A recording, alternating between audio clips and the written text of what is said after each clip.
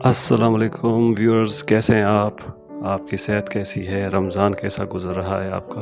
उम्मीद करते हैं कि आपने सारे रोज़े रखे होंगे और रोज़ों के जो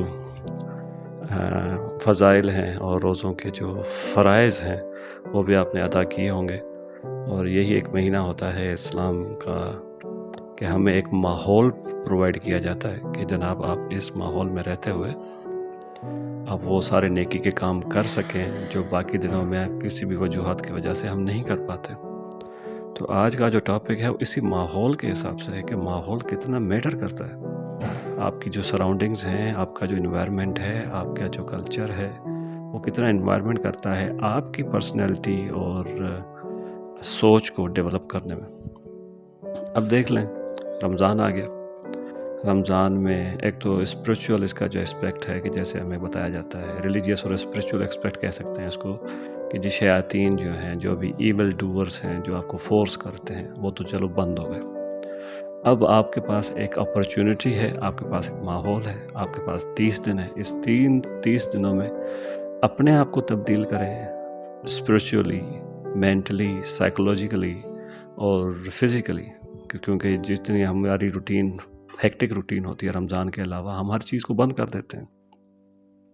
अपने जिस्म को भी एक रवैये में ढालना होता है।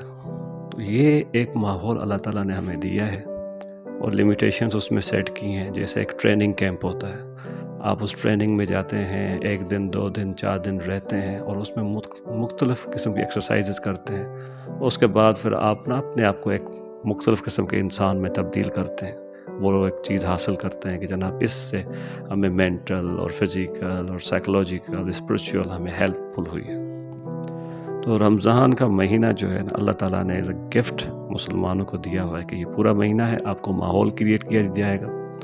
आपके लिए वो सारे वजूहात जो हैं जिसकी वजह से इंसान कभी कह रहा होता है कि जनाब ये वजूहात हैं, जैसे लेज़ीनेस है, जैसे रिलीजियस किस्म का आप कहते हैं कि जनाब वो शयातीन को हमारे ऊपर छोड़ दिया है, हम नेकी नहीं कर सकते, ये नहीं कर सकते, वो नहीं कर सकते। अब इंसान के सामने खुला मैदान है, आप आएँ, मेहनत करें, रोज़े रखें, अपने रब को राज़ी करें। लेकिन इस माहौल में रहते हुए भी अगर कुछ लोग इस चीज़ से दूर हो जाते हैं, जैसे वो इबादत नहीं कर पाते, वो रोज़े नहीं रख पाते, तो उनके बारे में क्या ख़्याल है?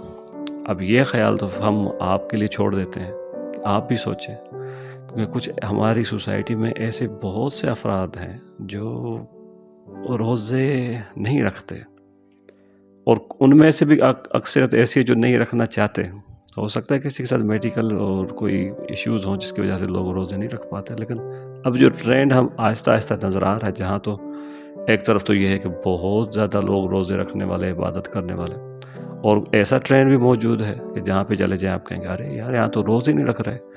जैसे हमारे गाँव के हैं, एरियाज़ हैं, सिटी जो लाइफ, अर्बन लाइफ है, यहाँ पे तो लोगों का एक रुझान है, क्योंकि माहौल बना हुआ होता है ना वहाँ पे, जल्दी पता चल जाता है कि जनाब अब रोज़े रखने हैं। मोटिवेशन बहुत ज़्यादा होती है यहाँ पे, ग्रुप्स ज़्यादा इन्वॉल्व होते हैं, वो आपको मोटिवेट कर रहे होते हैं, इसके फ़ज़ाइल बता रहे होते हैं। लेकिन जो हमारे रूरल एरियाज़ हैं, गाँव हैं, कंट्री साइड्स हैं, वहाँ पे ये रूटीन आपको बहुत कम मिलेगी। शायद इस वजह से कि वहाँ पे एक माहौल नहीं होता, लोग नहीं होते जो इस चीज़ को मोटिवेट करें, इस चीज़ को एप्रिशिएट करें। और यही चीज़ आहिस्ता-आहिस्ता शहरों में भी आ रही है। तो आपके इर्द-गिर्द जो ऐसे लोग मौजूद हैं जो रोज़े नहीं रख रहे किसी भी वजह से, अगर वो मेडिकल रीज़न्स हैं वो तो एक और चीज़, वेल एंड गुड, उनके लिए तो दीन में भी इजाज़त है कि आप ना रखें। किसी को रोज़ा इफ्तार करवा दें, वो ज़्यादा बेहतर है। अगर बगैर किसी वजह के, बगैर किसी नीड के अगर कोई इस तरह अवॉइड कर रहा है, तो आप उसको मोटिवेट करें, उसको उनकी काउंसलिंग की जा सकती है, उनको आप परसू कर सकते हैं कि जनाब ये रखें। ये हमारा एक फ़र्ज़ भी है कि जो नहीं रख रहे कम से कम उनको समझाएं तो सही। अब ये नहीं है कि भाई मैं तो रख रहा हूँ, मेरा रोज़ा मेरी मर्ज़ी, मेरी जान मेरी मर्ज़ी, ये तो नहीं चलेगा। कम से कम हमारा एक फ़र्ज़ बनता है कि हम उनको समझाएं कि अल्लाह ताला ने एक हमें मौका दिया है अपने गुनाहों से तौबा करने का और अच्छी ज़िंदगी शुरू करने का। तो इस तरह से आपके इर्द गिर्द जो भी موجود ہیں لوگ، جس کی بھی جتنی استطاعت ہے وہ ان کو سمجھائیں، ان کو کنونس کرنے کی کوشش کریں۔ تو فائنلی آج کا جو ہمارا ٹاپک ہے، اس کا جو لب لباب ہے وہ یہ ہے کہ رمضان کا جو مہینہ ہے بابرکت مہینہ، اس میں اللہ تعالیٰ نے ہمیں جو ایک ماحول پرووائڈ کیا ہے، جو ہمیں ایک لمیٹیشنز، انہوں نے کچھ لمیٹیشنز کو ہٹائی ہیں، کچھ لمیٹیشنز کو ایڈ کیا ہے، اس کی وجہ سے جو ہماری فطرت میں تبدیلی آ رہی ہے، اس کا ہمیں چاہیے کہ ہم اللہ تعالیٰ کا شکر ادا کریں، اور ساتھ ہی ساتھ وہ لوگ جو نہیں رکھ پا رہے تو ہمارا ہی فرض ہے کہ تاکہ ہم ان کو سمجھائیں، ہو سکتا ہے کہ وہ بھی اس راہ پہ چل پڑے، وہ صدقہ جاریہ بن جائے ہم سب کے لیے۔ بہت بہت شکریہ۔